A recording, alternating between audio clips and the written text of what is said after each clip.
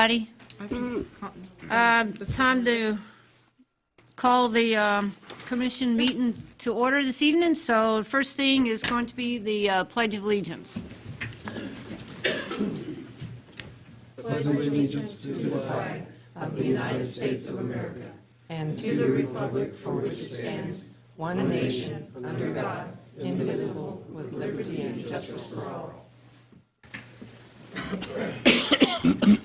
Okay, next item this evening is going to be public comment. So I have one person, so Kenny Johnson. And can you please, when you get to this podium, state your name and your address, please? Kenny Johnson, 1407 Set Gas Circle, Junction City, Kansas, 66441. I am in here just, I was going through the paper. I'm a local businessman. I do security cameras. I do car audio. I saw this in the paper last night about the cameras in Heritage Park, and I thought it was kind of interesting. I either missed it or didn't know there was a bid out for this job. My company provides the same services as Security Solutions, and I would like to be allowed or able to submit a bid or consideration for this job.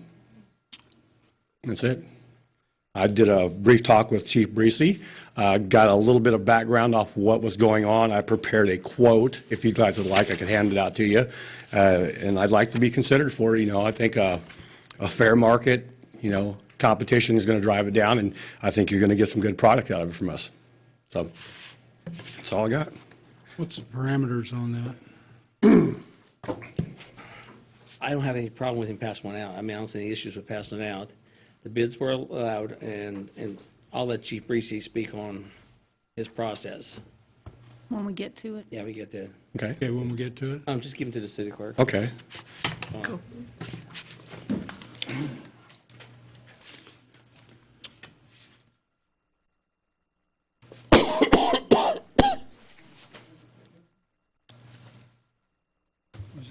Was that audio junction? Performance audio. Performance Kenny, audio. that's performance audio, right? Correct. Yeah. All right, thank you. Next item this evening is going to be the consent agenda.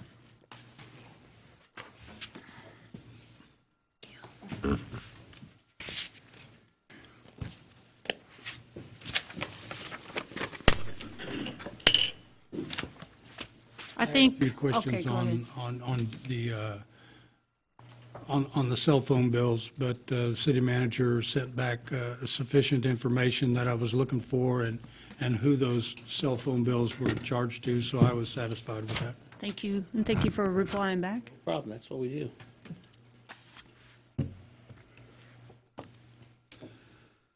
I'd move to approve the consent agenda. Second. Mike.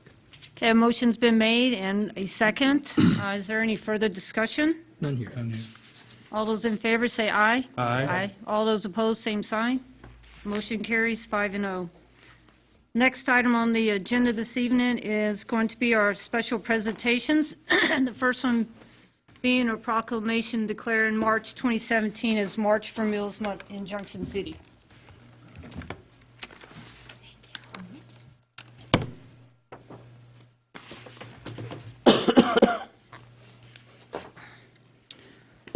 March for Meals Month by Mayor Phyllis Fitzgerald, Junction City, Kansas, a proclamation. Whereas on March the 22nd, 1972, President Richard Nixon signed into law a measure that amended the Older Americans Act of 1965 and established a national nutrition program for seniors 60 years and older. Whereas the Meals on Wheels Association of America established the National March for Meals campaign in March 2002 to recognize the historic month, the importance of Older Americans Act senior nutrition programs, and raise awareness about senior hunger in America. Whereas the 2017 observance of the March for Meals campaign provides an opportunity to support senior nutrition programs that deliver vital and critical services by donating, volunteering, and raising awareness about senior hunger.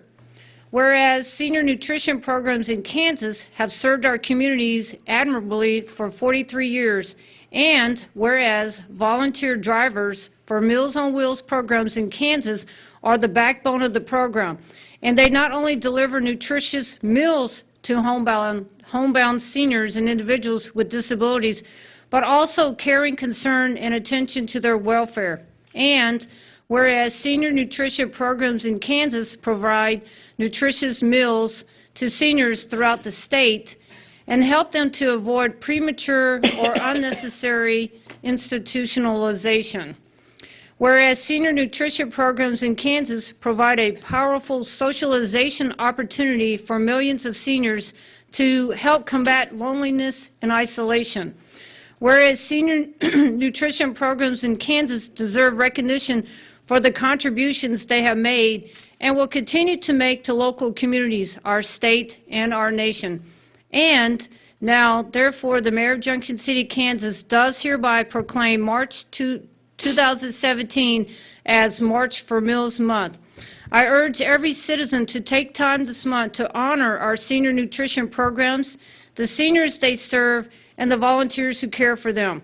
Our recognition and involvement of the National 2017 March for Meals campaign can enrich our entire community and help end senior hunger in America so that no senior goes hungry.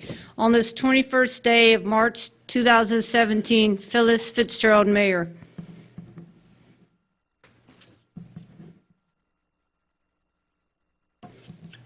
So myself today and Commissioner Ryan had the opportunity to go to the 4-H Senior Citizen Center and help serve meals and visit with the seniors that were there. And I think Mike would agree with me that it was very rewarding for us to go there and visit with them and eat if you got a chance to eat. So thank you.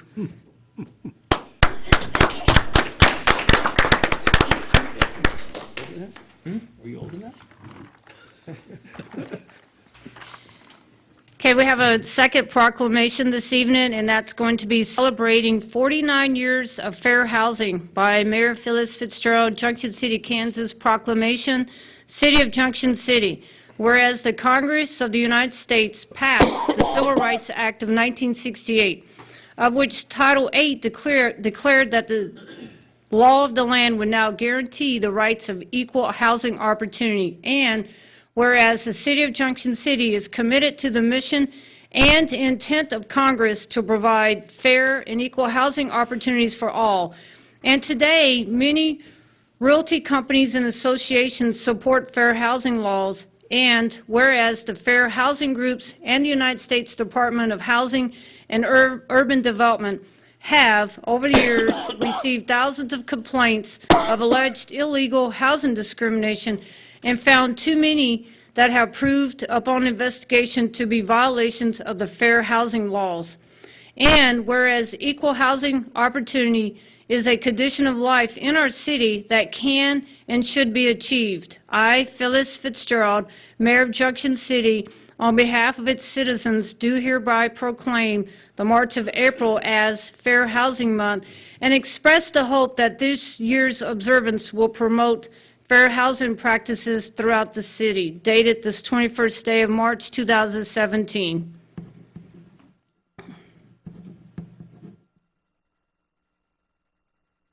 Thank you.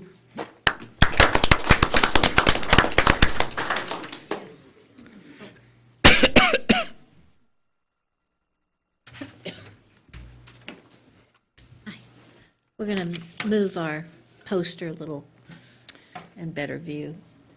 Okay, next item this evening is going to be the presentation regarding the Quality Play for All, an effort to improve the playground park on 5th Street in Junction City by Joy Davis. Probably right here. Otherwise, you're covering.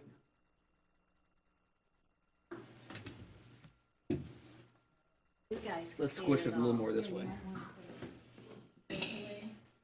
Well, you've done good right there. See it? Yeah, Hmm? I've seen pictures before. Could put it like right in front. Well, sitting here, good evening. I'm Joy Davis, and it's nice to be here again to talking about this project. I was sitting here trying to think, well, should we talk about the things on the picture first or talk about the things on the paper first? But I think I'll go with the paper first, and then maybe I can even bring it a little closer.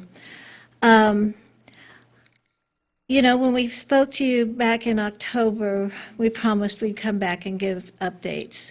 And it's March, and so we thought it was time, even though there isn't a lot of concrete things, we have a lot of plans in place and in motion. So I'm hoping within the next 3 months we'll really have something to talk about. I do want to tell you that our vision is still the same as it was in October, and that our focus is on primarily Fifth Street Park for the first part of this anyway.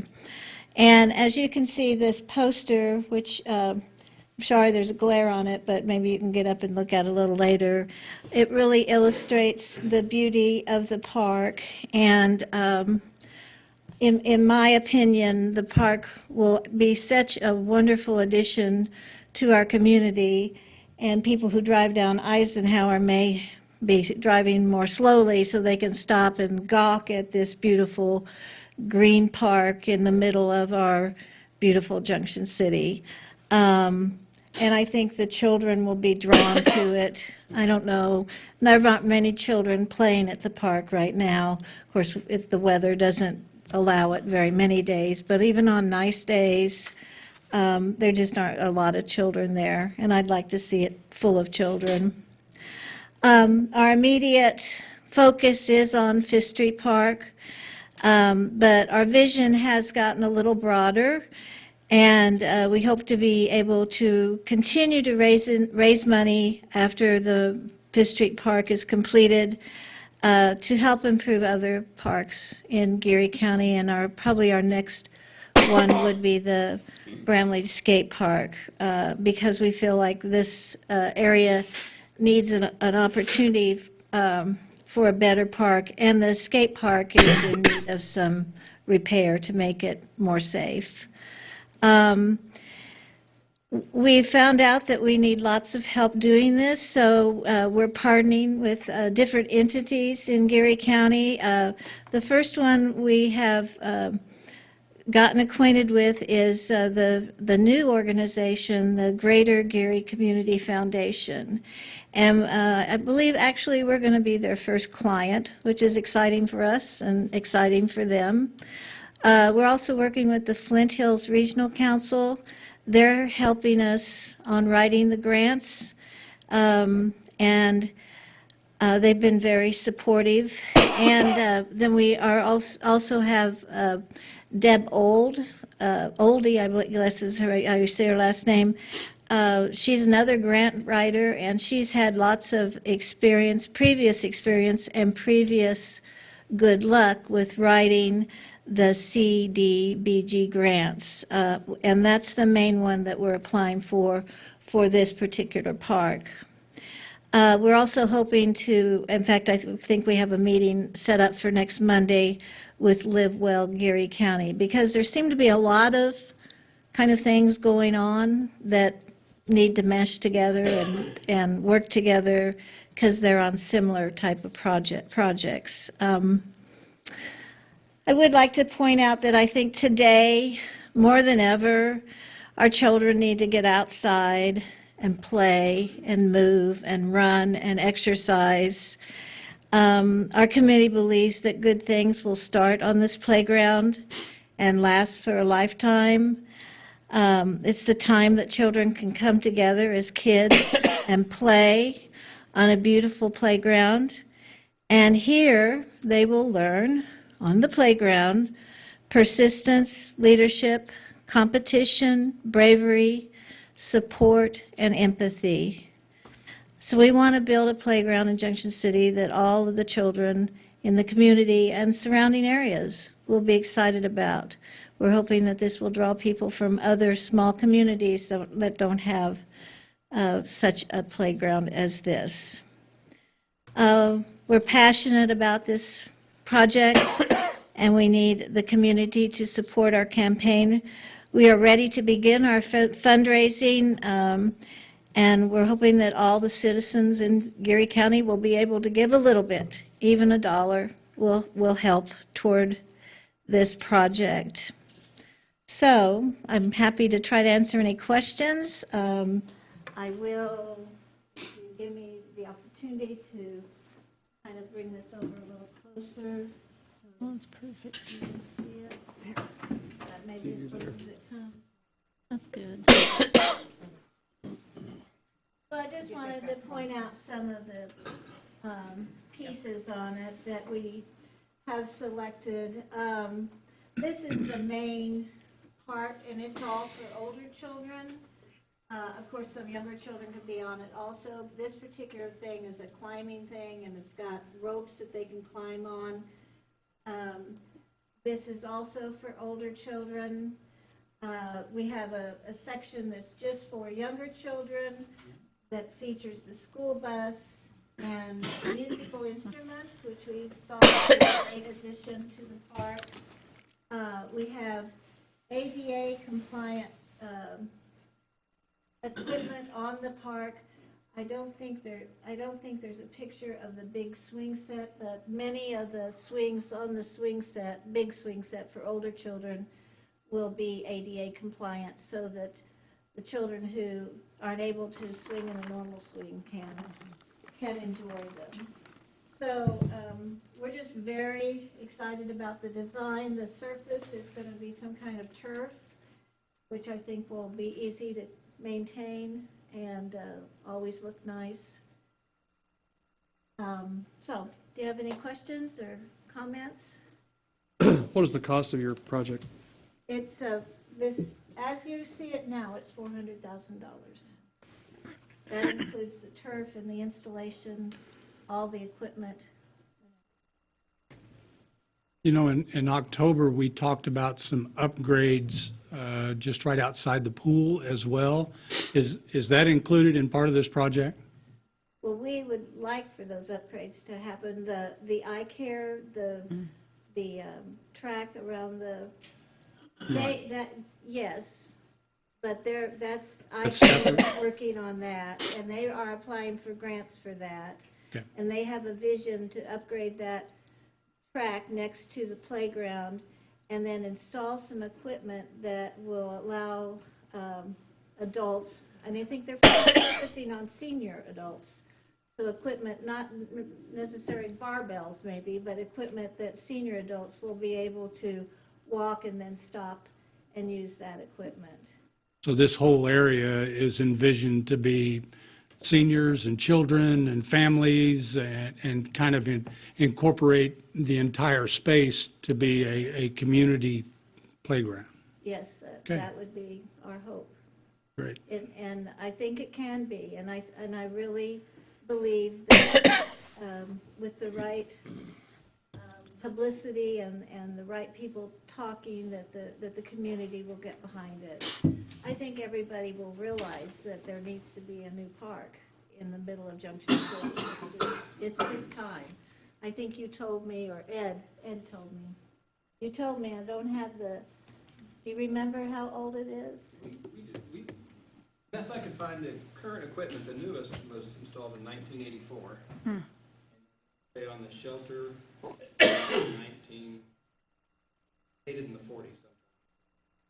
Do you think, might be for you too, Ed, do you think, I believe that it will happen someday, and I like how you got at the top, quality play for all, and then when you include, you know, what Commissioner McAllister was talking about, and you spoke about the eye care, I think it's going to be a fantastic place for everybody in our community to be a part of. I'm wondering, though, as you progress to that and it gets built, can you take the old stuff and maybe put it somewhere else in the community?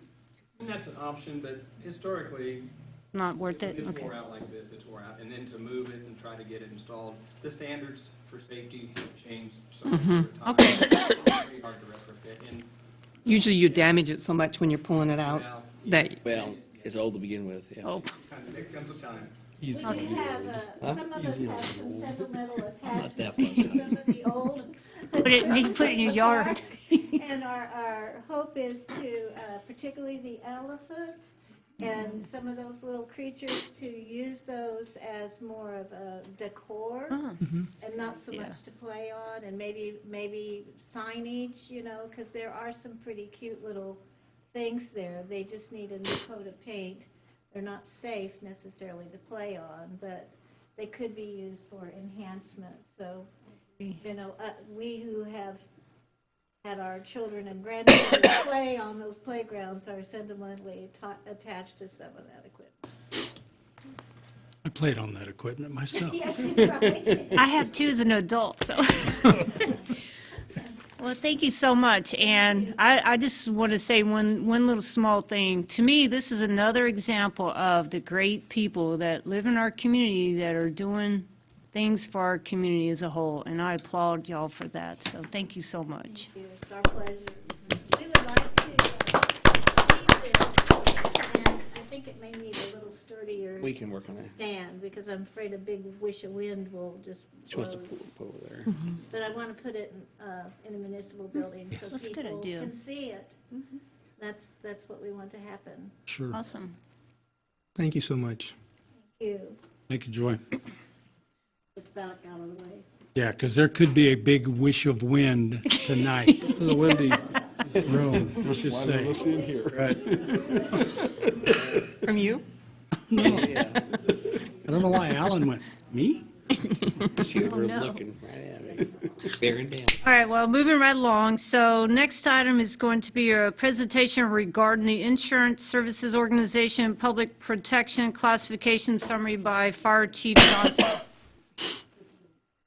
Madam Mayor, Commissioners, appreciate the opportunity to present to you the insurance organization summary that was in your packet. Give a brief overview of what the process was about and how do we forward. ISO is an independent company, and what it is between the insurance companies, fire departments, and other agencies, they rate communities on their capabilities of fire protection. And through these things, the staff of IFO, they take all that information and they come up with an ISO rating. So through this, from multiple communities across the United States, the data is analyzed, and they come up with what's called a fire suppression rating schedule and a public protection classification. And that public protection classification is what affects our community. It's what our insurance rates are basically based on. Depending on your insurance company, depends on how much you'll pay for insurance. So as our insurance ratings improve, you pay less for your insurance. So as an economic engine, the fire department participates in that development process. Homeowners may not see that much of a difference in their homeowners insurance, but a business is usually based on a percentage. And if you have a multi-million-dollar business and get a 1% decrease in your insurance, that's a pretty hefty sum. So these surveys are conducted whenever it appears that there's a possibility of change, and also they try to do it every 3 years. Our ISO rating had not been done in 10 years. We were under the old 1979 classification, and the current ISO that we just had is under the new 2012 classification schedule. There were a tremendous amount of changes in this process. The protection areas and how we run to first alarm structures only, not multiple alarms, but how we get to that first fire. ISO recognizes the dynamic parts of the community. As we use EMS and fire as a service for the community, they understand that, and they take that into consideration in our rating. When in developing the community's grade, the reduction in property loss from structure, and structure fires and delivering emergency services considered. So how do we protect the community? How we are delivering our services? Are they efficient according to the standards across the country? And the standard that it's based on is NFPA 1710, which is the municipal standard for providing service to a community. The department's grade is relative to reducing that property loss, and the program evaluates all the things that we do in our community from a small building to a large industrial. So if you're the general business owner downtown, that rating is more closer to what we would call a commercial rating. to where, say, Smithfield is, they have their own ISO rating. But what we do and how we respond to them directly affects that rating. So again, it's in a percentage of what are they doing to provide their fire protection and what do we provide. And they put that together, and that's where that percentage calculation comes in. These informations are used for marketing, underwriting, and established premiums for commercial and homeowners. So we're a major part of what we do in the community as an economic engine. If we can keep our insurance rates low, businesses will come in. We're one of those things they look at in a quality of life.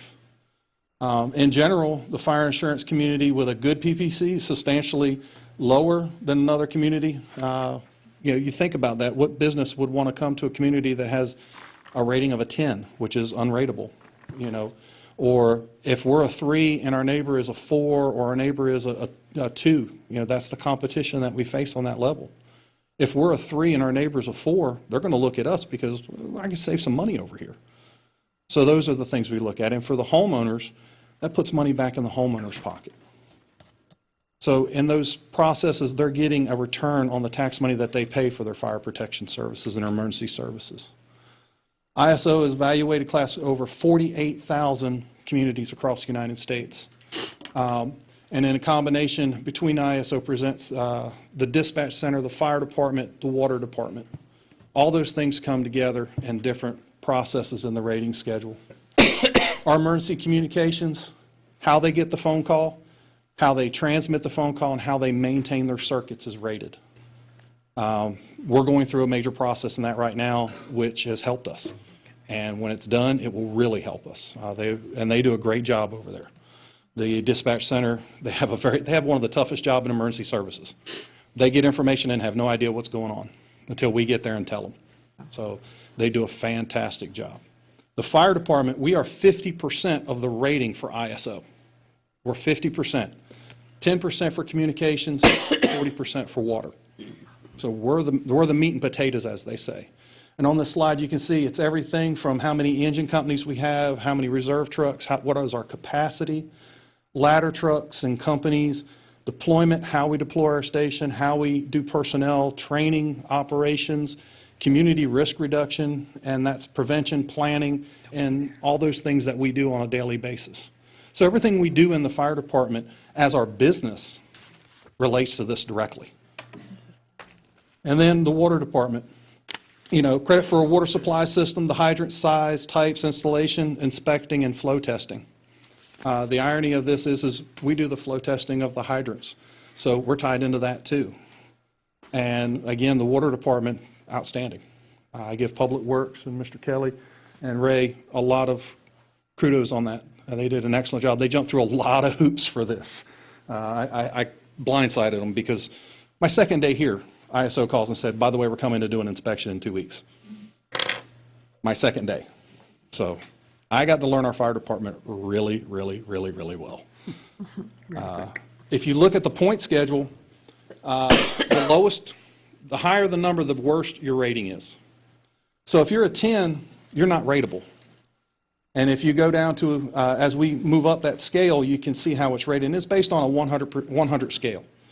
Now, all the math included in this, if you read the summary, you can tell the math gets confusing.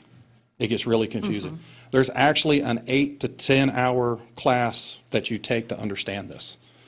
So if you're interested, we can have that, if you're a glutton for punishment. This is our ISO classification. And in our ISO classification, if you look at our emergency communications, we got 6.72 out of 10. That's really, really good.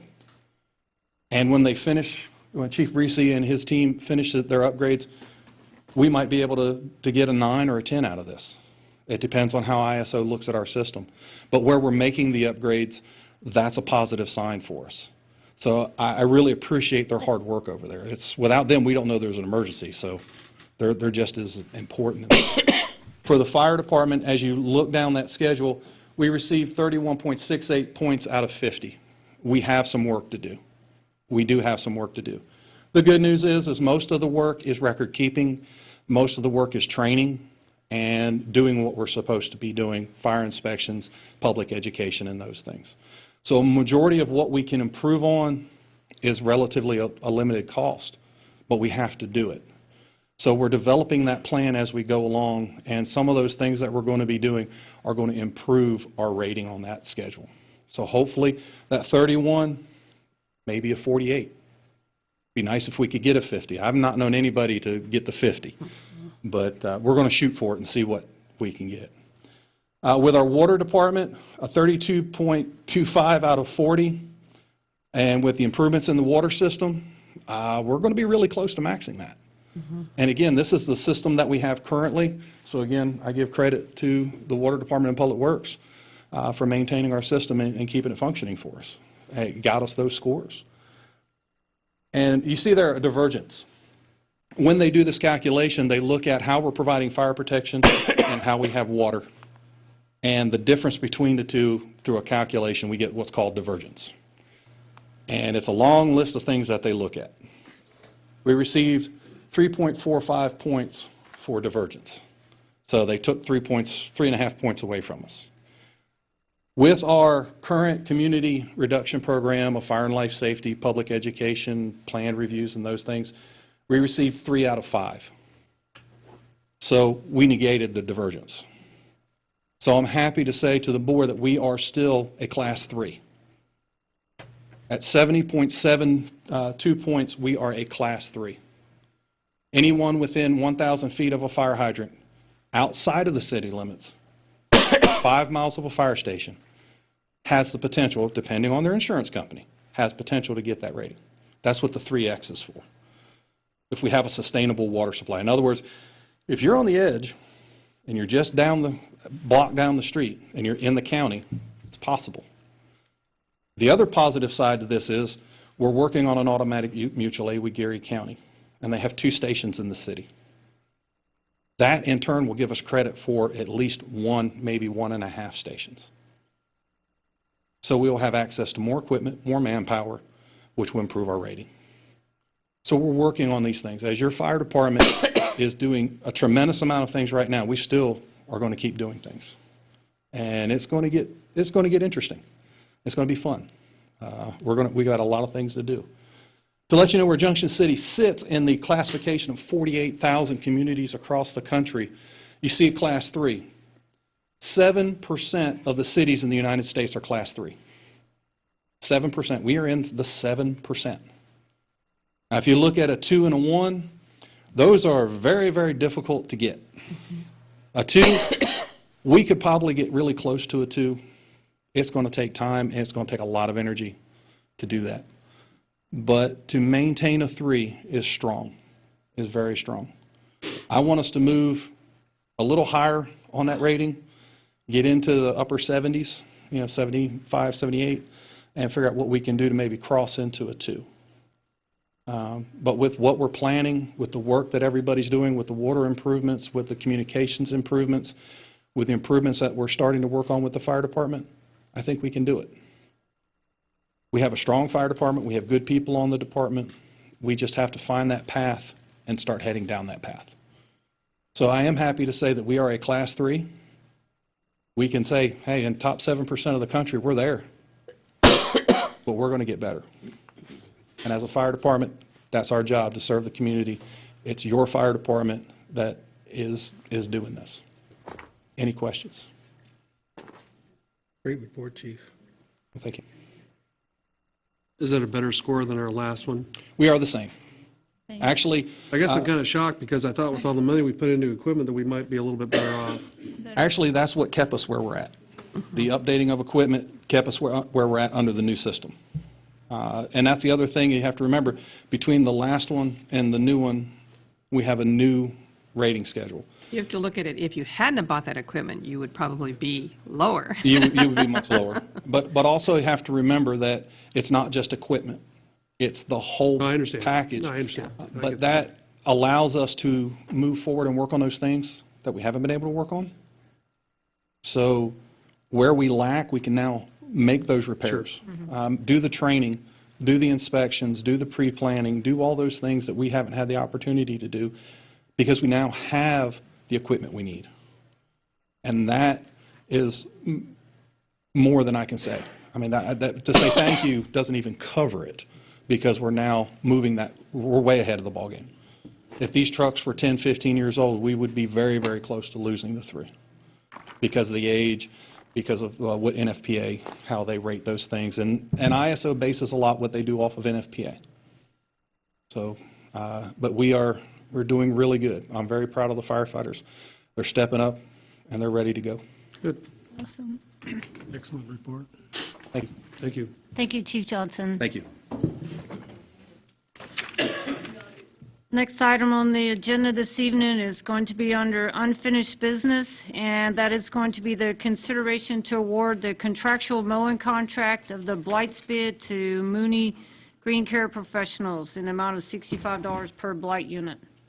Mr. Carmen. Mayor, Commissioners, as you know, this was tabled 2 weeks ago, and we've had more time to consider it. I'd be happy to answer any questions if I can.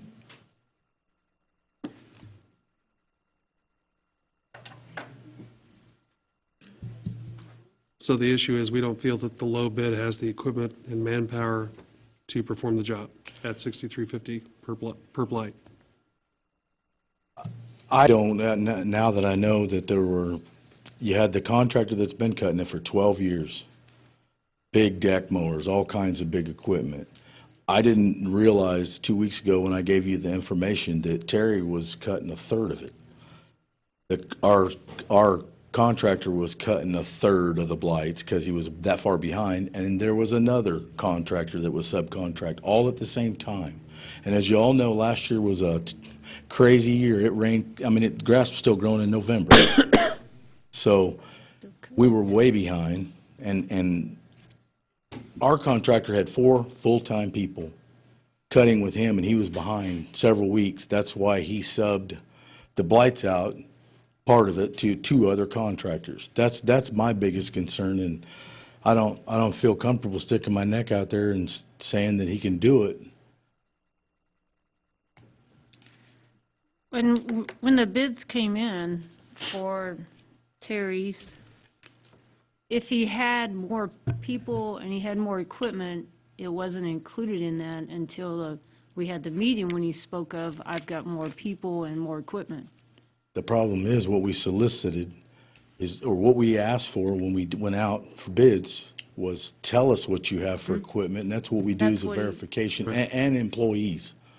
Because if we don't feel confident, and I didn't know all this, I knew most of it, but I was missing the part that there was 3 contractors cutting our blights. Because at the end of the season, we were some weeks handing out 45, 50 blights. And our contractor wasn't getting them done, and because he also had another contract with the city that was part of the city mowing was more important. Well, the blights, there were several weeks in a row that was 40 plus. You have one failure with equipment. Doesn't matter how much staff you have, if you've only got 2 big commercial mowers, you're still down one, and then you're down another half of a week at least. Now, the contractor that was low bidder, Terry, is here tonight, but like I said, I'd found out this information, and I don't feel comfortable saying that he could do it. Well, looking over the bid package and looking over all of the bid packages and resume letters and letters of endorsement, I didn't see the information. If I was to evaluate, which I do have some experience in evaluating contractors, there was some information that was missing, such as you pointed out, number of employees, types and sizes of equipment. I think probably maybe going forward, we need to make sure that we either have responsive or non-responsive bidders based on information that was lacking in the bid solicitation, so we could legally tie something. Looking at the bid package and looking at the photographs and the amounts of blights that were mowed last year, 178 or something like that. I believe it was more than that, considerably. That might have been how many Terry's portion of it was. Okay. There was more blights than that. Okay. Yeah, I probably would be a little concerned, and based on all of the documentation that was submitted, it probably would have given me cause to be concerned when you stack all three or all four packages together and you look at A through D, and when you grade those, some information was lacking, some information wasn't filled out, so I didn't have any idea, or I didn't have any scope to be able to grade each one exactly objectively. And so I think probably going forward, if we don't have contracts that are easy identifiable and a grading system, it's kind of hard. I just found it difficult to say, I don't think you can do it. And I thought maybe Katie would have a little issue, the city attorney would have a little issue with the statement, I don't think he could do it. However, with documentation saying it appears, with the lack of information provided, that the performance would be lacking or possibly could not be performed. And so that kind of language, I think Katie was probably looking for. Well, She redid the, actually, I changed some language in the contract itself. Right. The bid package went out before. Yeah. Right, it was already out. It was already out. Right. And we did receive the new contract, Yes. and that information is pretty substantial. I mean, it's black and white. Here's what you do, and this is what happens if you don't. And I think that's what we were looking for a couple weeks ago, is what the Plan B was. Well, in this contract that you have cleaned up, it's clear of what Plan B is. So I appreciate you putting that together. that's also another concern of mine, is if you were to award the contract and somebody were not able to perform, if you're not a larger company, it's probably the end of your business. And that's a hard way to look at it, but it's the truth. I'd rather see somebody not fail and succeed, but it's a lot of work. It's a lot more work than I believe that he understands. I know he knows it's a lot of mowing, but once it starts, and then if it rains right in the middle of blight season, right in the middle of the week, you're automatically a week behind, because it's going to grow another 8 or 10 inches. So, Okay. But doesn't he have the right to do as the contractor did last year, to sub if he needs to? sure he does. Okay. But when you ask for those qualifications and equipment on the contract, and this is only in 21 years of doing it, it's about the 4th time I've had to verify equipment, because one contractor had it for 12 years. But, I have to consider that after I've seen what certain contractors can do with what equipment. It's just like anything else, public works with dump trucks or graders or anything else. You better know what you're doing, or you're going to get handed to you. And we rely on your experience. We don't have the day-to-day interface, so we rely on your experience and your past dealings with these such contracts. And it was just a confusion, I think, understand. of where we went from Plan A to Plan B when certain circumstances, rain or storms or whatever would come up. We just were curious as to how that was handled, and that has been answered. Thank you.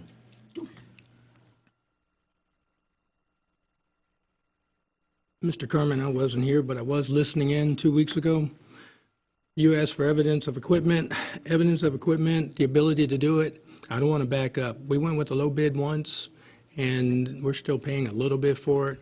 This is a job that needs to be done. It needs to be done with the right equipment, with the right people. If they choose to sub it, that's a great idea. I've seen what these folks can do. I've seen several grass cutters. I feel good with the bid that's there by Muni, and that's my move. I want to go forward with the people that have the equipment right now, able to do it when it's time to be done.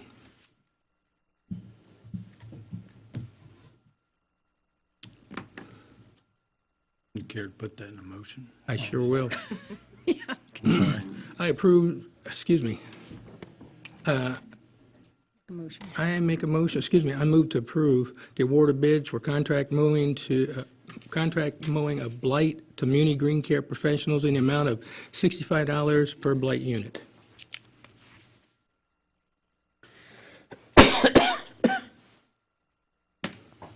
Second.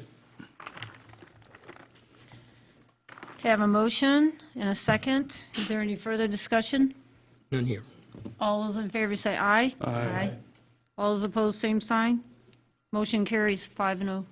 Thank you. Moving on to new business. Next item up is going to be the consideration to purchase duty bag lockers and evidence lockers for the police department from Tiffin Metal Products. Chief Breesy.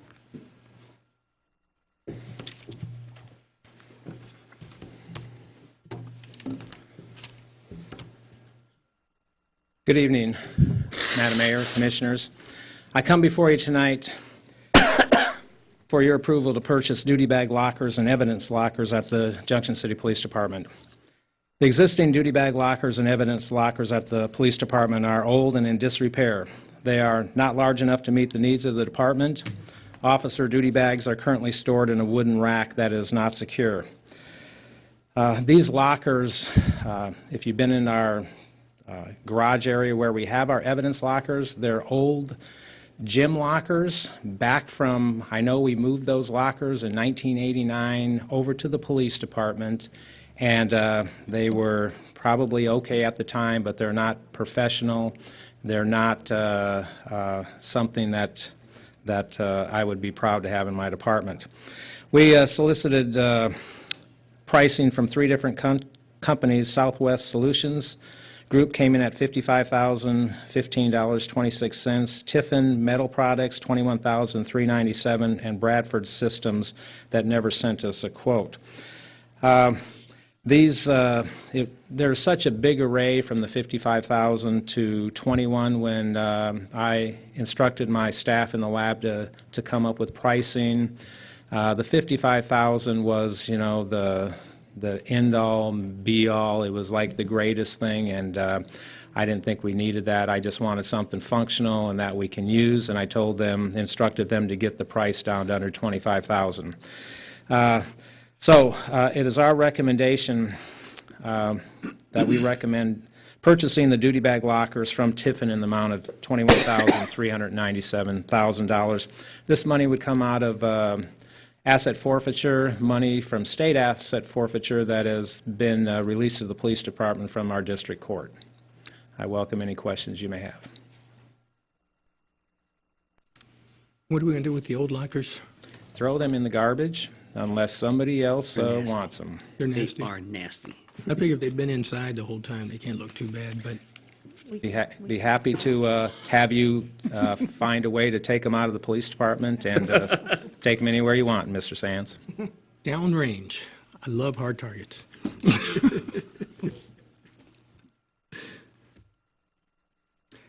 I move to approve the purchase of duty bag lockers and evidence lockers from Tiffin Metal Products in the amount of $21,397. Second. Okay, I have a motion and a second. Any further discussion? All those in favor say aye. Aye. Those opposed, same sign. Motion carries 5-0. Next item on the new business tonight is going to be the consideration to purchase 2 cameras and a recording device hard drive to be mounted in the area of Heritage Park from Security Solutions. Chief Breesy. Madam Mayor and Commissioners, my second item tonight is we seek approval to purchase 2 cameras and a recording device or a hard drive to be mounted in the area of Heritage Park to monitor the memorials there. Currently, there is nothing monitoring over $100,000 worth of memorials. That $100,000 is just on the law enforcement memorial alone. We have paid with a lot of people that donated to that about 7 years ago, and that was all donated money, but not from not only police officers, law enforcement officers, but a lot of people in the community.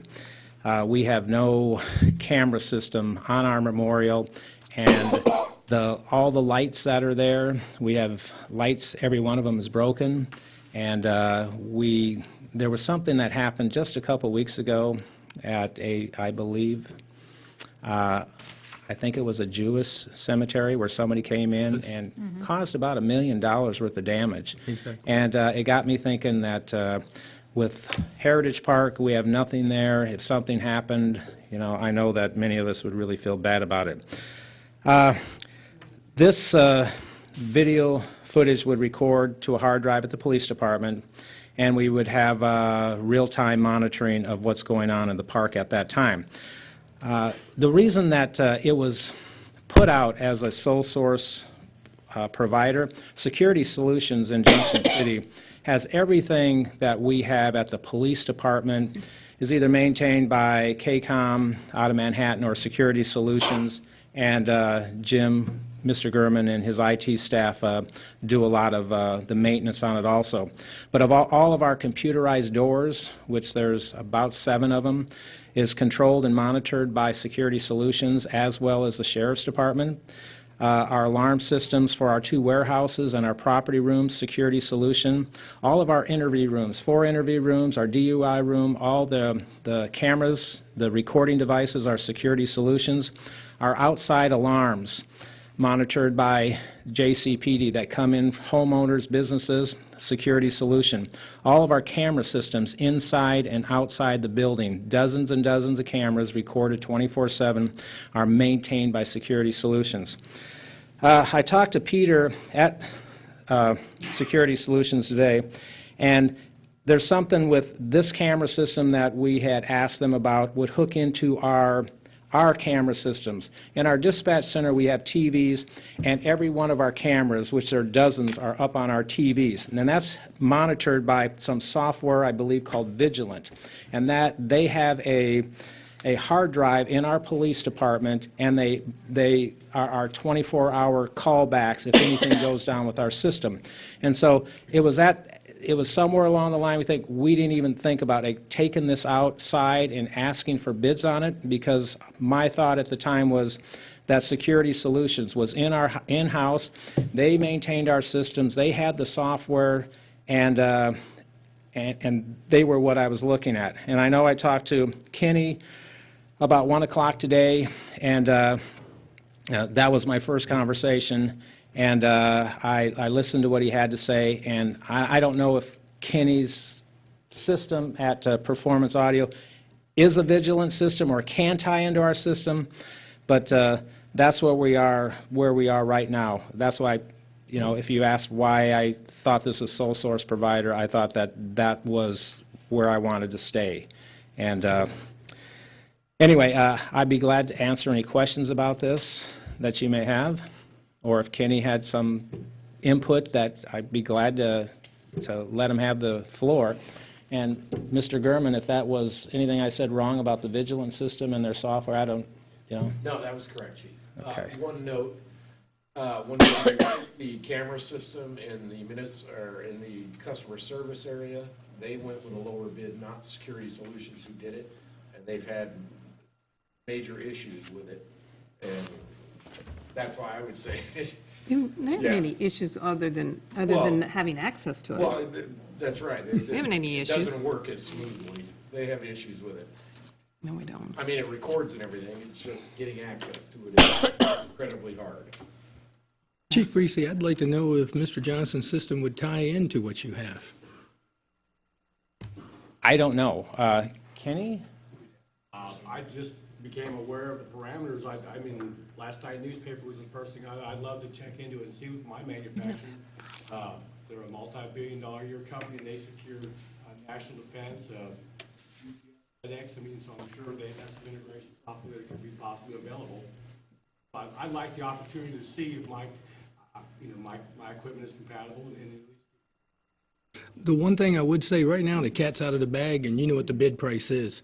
What I'd like for you to do is find out if your system would be able to tie in with what we currently have for the next time bids come out. Okay. And I would hope that we do bid systems that we talked about once, but I'd like to see us go out with bids that go through the Chamber of Commerce, because they have all the Chamber members in there.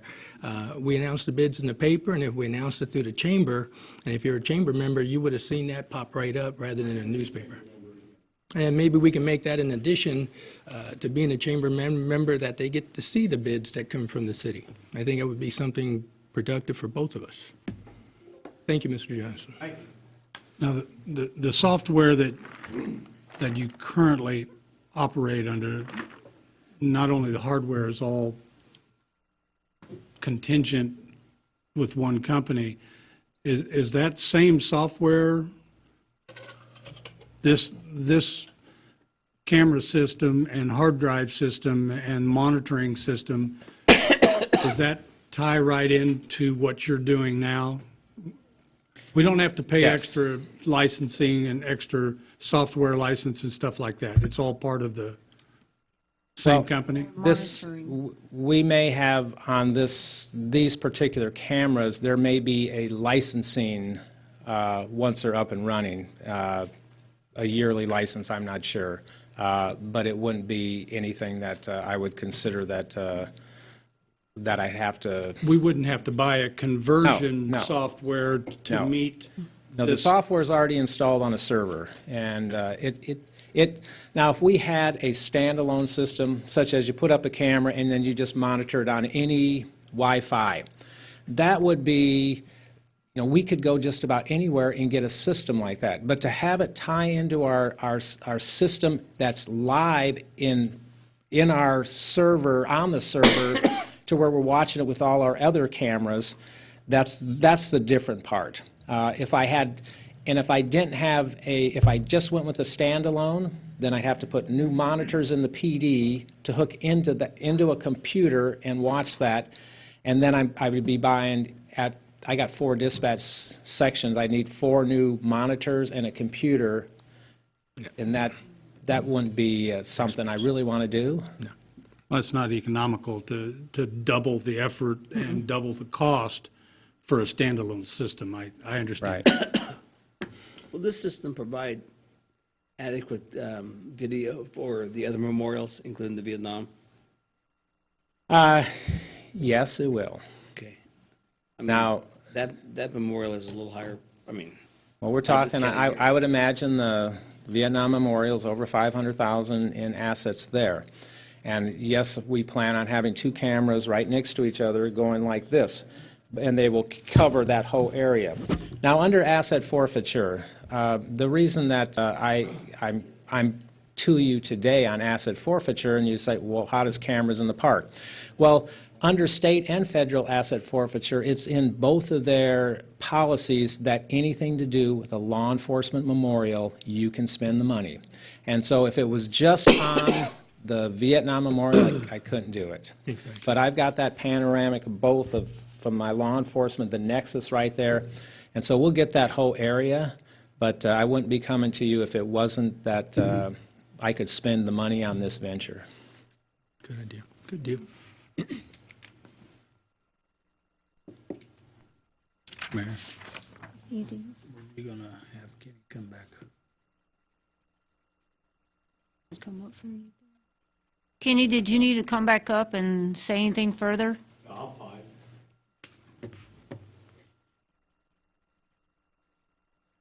I recommend the purchase of security equipment from Security Solutions in the amount of $14,279.35. Second. I have a motion and a second. Is there any further discussion? None here. All those in favor say aye. Aye. Those opposed, same sign. Motion carries 5-0. Thank you, Chief Breesy. Thank you, Commissioners.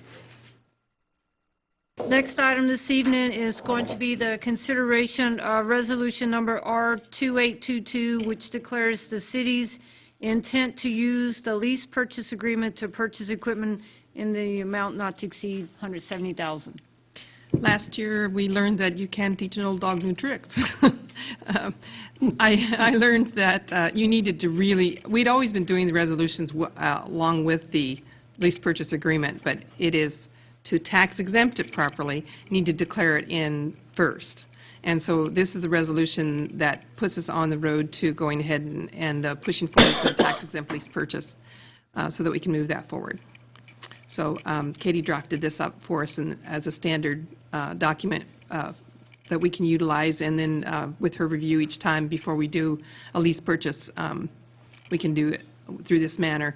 And another reason why giving you the resolution now is because I don't know if Ray can get together part of this purchase within the 60-day time frame. And so she said, if you do the resolution now, it doesn't have to, we're okay then. The reason we're doing the resolution now is because the lease purchase agreement will come after Yeah. the resolution instead of entering into the lease purchase agreement, and purchasing the equipment at or after, we're purchasing at least some of the equipment, it Now, appears, yeah. before. So you're passing the resolution of intent now to indicate that you are going to finance it or reimburse yourself with tax-exempt lease purchase financing, which gets you a lower interest rate. Yeah, and it goes a more sequential step-making process of this, and makes sense. So, and then after this is, you'll hear from Ray about purchasing, go ahead and purchasing the dump truck, and then the two other items will be purchased later. And we're out for bid for the lease purchase itself, agreement with the banks. Thank you for that explanation, because Yes. when I was reading it, I was like, why do we need both of these? Yeah. And then we didn't have the other two parts. Yeah, it's Okay. going to make more sense now to do it in two parts. I read it and then I reread it. I guess I need to read it. Yeah. That makes sense. I move to accept Resolution R 2822 as presented. Second. Have a motion and a second, and I think we have roll call. Yes. No. That's a No, it's a resolution. resolution. Not on the resolution? Oh, my mistake. Only on ordinance. Oh, ordinance, okay. We were close. Okay, I have a motion and a second. Any further discussion? None here. All those in favor say aye. Aye. Those opposed, same sign. Motion carries 5-0. Next item on the agenda this evening is the consideration to purchase the 2017 one-ton heavy-duty dump truck. Mr. Ibera. Madam Mayor, Commissioners, Public Works is requesting approval to purchase one 2017 one-ton heavy-duty dump truck for $56,235. We received approval in the 2017 budget to purchase the one-ton truck and be utilized by both streets and the utility department. We went out for advertisement in the Daily Union, the city website, and direct solicited local dealers. For this, we only received one. We had a formal bid opening on March 2nd, and we only received one bid, and it was from Shawnee Mission Ford from Shawnee, Kansas for $55,560. Reasoning probably for the one bid is that this is a specialized item. This one-ton heavy-duty truck is plumbed for hydraulics to run a snowplow and a spreader. Currently, we have two trucks, one-ton trucks that are designed that way, and then if anything goes down, we'd be able to use this truck as a snowplow operation truck. Okay, we'll have to make Also, GMC and Chevrolet they make a lighter one-ton and a heavier one-ton, and it's not capable for us to do that with the load that we put on that when we do the snowplow operations. In addition to that, we would like to add a towing package to it, which is $670. $675 would make the total bid $56,235. So we recommend that we purchase this. It would be a lease purchase item, and I'd be happy to answer any questions that the Commissioner might have. I don't know if it makes it any even more comfortable, but another city happens to be having the same issue that we were having at the very same time, because we got a email from another city asking this very same question about a very similar truck, and they found the same problem. They could only get one bid because they were wondering, and because of the size of the truck and what they're asking for. The hydraulic lines are only for the snowplow. For the snowplow and the spur, and also on the dump, so it's got to be plumbed for all three items. Okay. And then you'll have to go find, a dealer would have to go find a company that does that. You know, you either go Kansas City, Topeka, Salina, Wichita. Very specialized. Correct. You can get it in larger trucks more readily, and that's what the other city found too. You can get larger trucks with all that, but that's not what you were wanting. And this is the price, I believe this is the same price we got the last truck a couple of years ago? It's a little bit higher. I mean, I think the base price on this one is, let me look here, I believe it was $48,925 without all the plumbing additions, and in 2012, when we bought those, the base price on them were $47,500. Okay. To plumb it was like $16,700 to plumb, get everything plumbed up. Did you happen to talk to Dick Edwards Ford, since they're in the local area? We called them, but we didn't go back and find out why they didn't do it. We're assuming they didn't do it because having to go to a specialized hydraulic company, then you'd have to take your chassis and take it down there, and then they'd have to go ahead and plumb it and getting those prices and those type of things.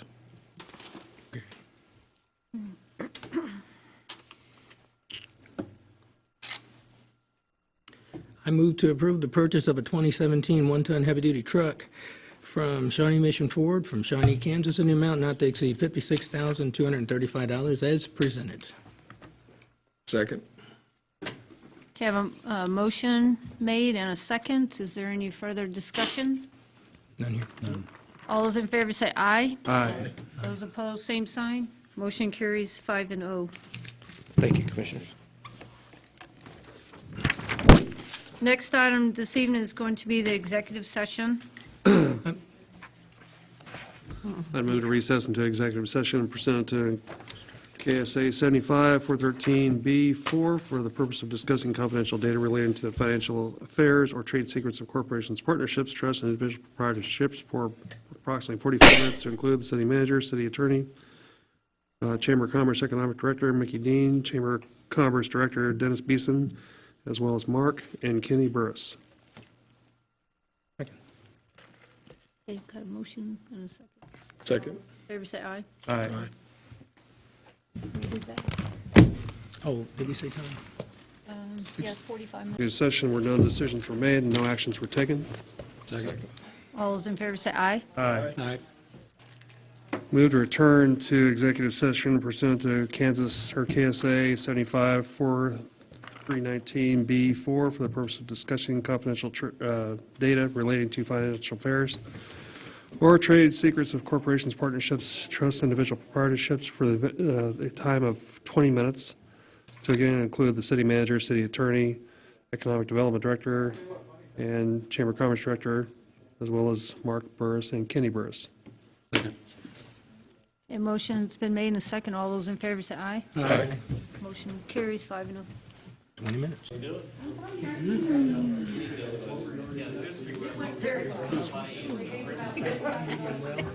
Yeah. I cut off one of the three and it's Yeah, thank you. Okay. Hello, Miss Shauna. Move to return from executive session where no decisions were made, no actions were taken. Second. All those in favor say aye. Aye. Back in. Move to return to executive session to discuss attorney-client privilege to include the city commissioners and the city manager and the city attorney, not to exceed 15 minutes. Second. Motion is second. All those in favor say aye. Aye. Aye. They're outside. We don't have to do that. They're in the lobby. Oh, no. Okay, let's go to executive one more time. Yeah. Let's see if they leave. We're back. Almost. We lost two guys. We lost Alan again.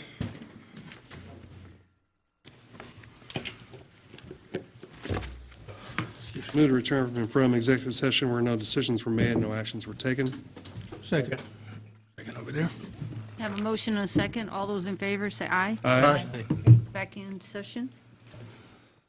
I would move to authorize the city attorney to enter into negotiation with the Burris Holding Company Relating to, relating to the sale of the building at- at, I don't know the address, 618. 2618 Mid-America Drive. 2618 Mid-America Drive. No, that's not the current address. It's no longer Mid-America Drive. Oh, I looked at the lease, okay. What's on the paper? It's 2610 Old Highway 40, I think. Change the address. 2106 Highway 40. Yeah, 2106. 2106 Old Highway 40. Old Highway 40. That's the motion. Second. I have a motion and a second. Is there any further discussion? All those in favor say aye. Aye. All those opposed, same sign. Motion carries 5-0. Thank you. Moving right along, I'm going to roll into commissioner comments. Commissioner Sands, you're up. Okay. Attended the CPB. Float your boat will be, we're looking, not exactly sure where it's going to be at, but we're going to have to change it by one weekend. It'll be August 12th. Reason being, the rock concert, Big Red Wine Festival is the following weekend.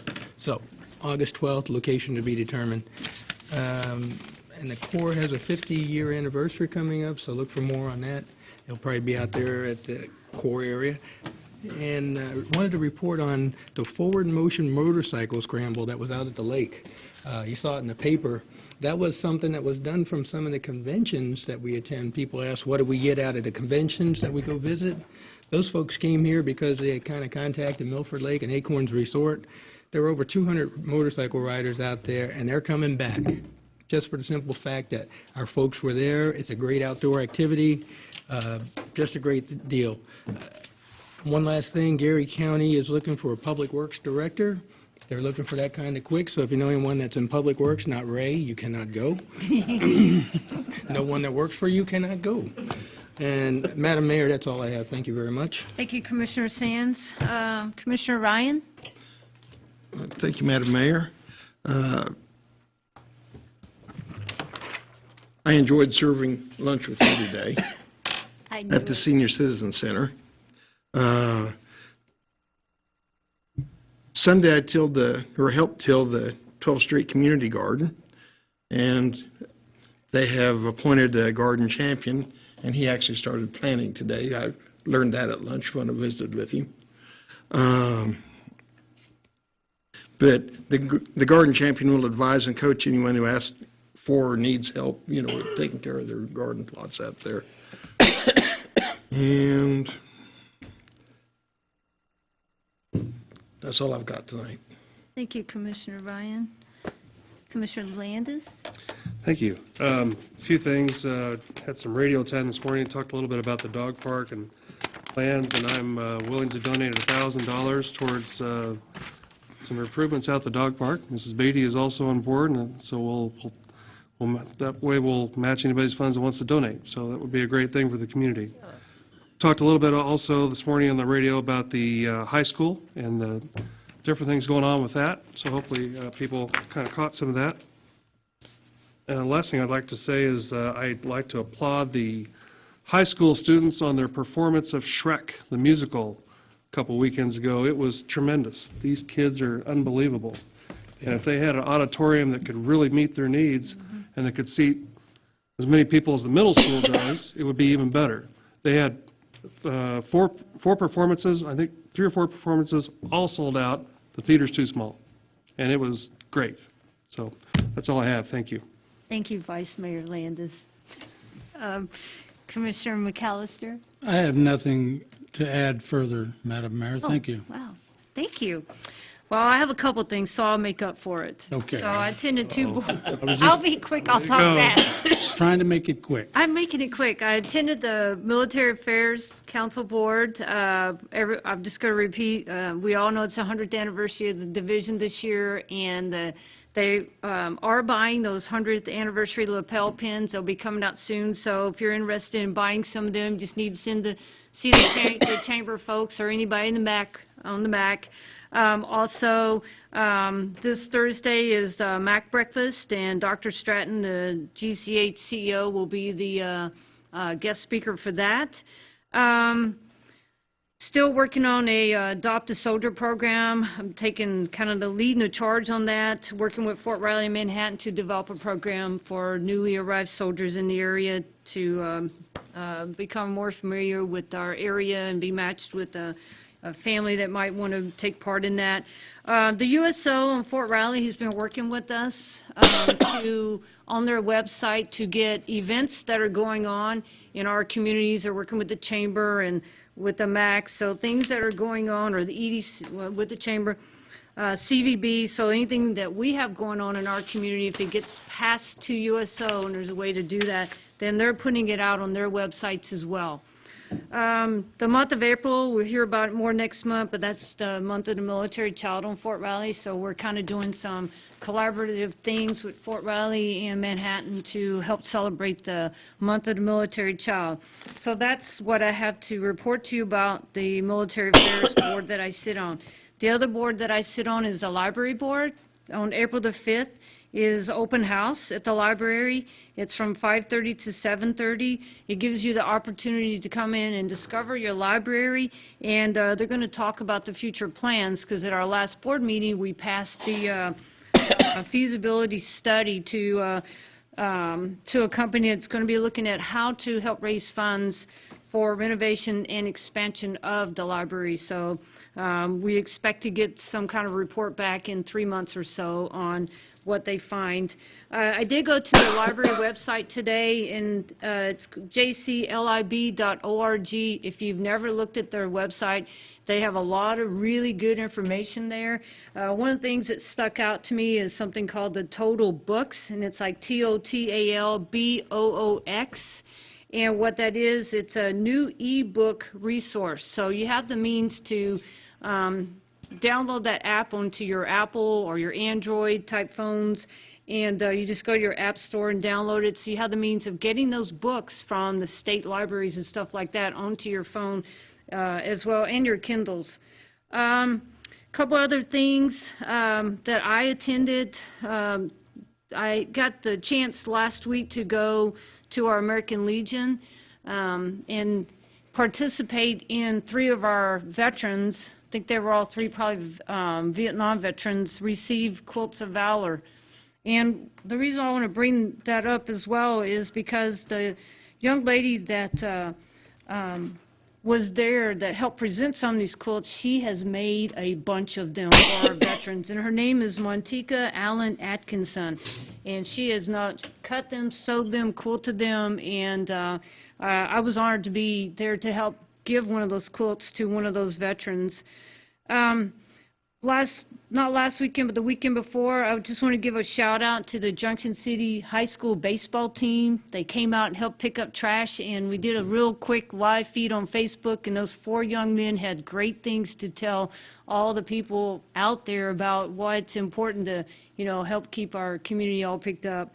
On April the 1st, I only got 2 things left, y'all. I'm talking fast. It's the springtime Luke's baby shower. I can't remember if it's the 4th or 5th one, but that's on April the 1st between 10 and 12, and it's going to be at the high school at 10 in the morning until noon. This is a great group of folks that have come together to look at ways to help to have healthy moms and healthy babies, and it's been very, very successful helping the women of our community that are expecting babies. And the last thing that I will talk about is this Saturday is legislative coffee at 9 o'clock at C.L. Hoover. Saturday. Huh? April 1. Oh, well, it's April the 1st. At the same with Luke's baby shower. Just letting you know that that's going to be at the C.L. Hoover Opera House at 9 o'clock. And I think that's all that I have right here. So with that, I will move on to staff comments. City Manager Alan Dinkle. It's only worked about half the time since the last meeting because of my surgery of hair things. Don't have a whole lot. I have no items from the county as far as for a joint meeting. I would suggest that since 2 commissioners between all of us will be missing next Monday, I say we move to another month. Okay. Agreed. Okay, that's all I have. Thank you. That was quick. Unusual. Working on that, see. Ms. Logan? I don't have anything. Ms. Beatty? Nothing tonight. Ms. Settles? Chief Breesy? Chief Johnson? Mr. Ibera? Mr. Lazier? Mr. Gurman? Nothing, Madam Mayor. Mr. Bunch of Peterson? Good night, John Boy. Good night. Mr. Leon? Nothing this evening, ma'am. Well, Move to adjourn. Second. hey, we're done. Thank So you all. moved. Aye.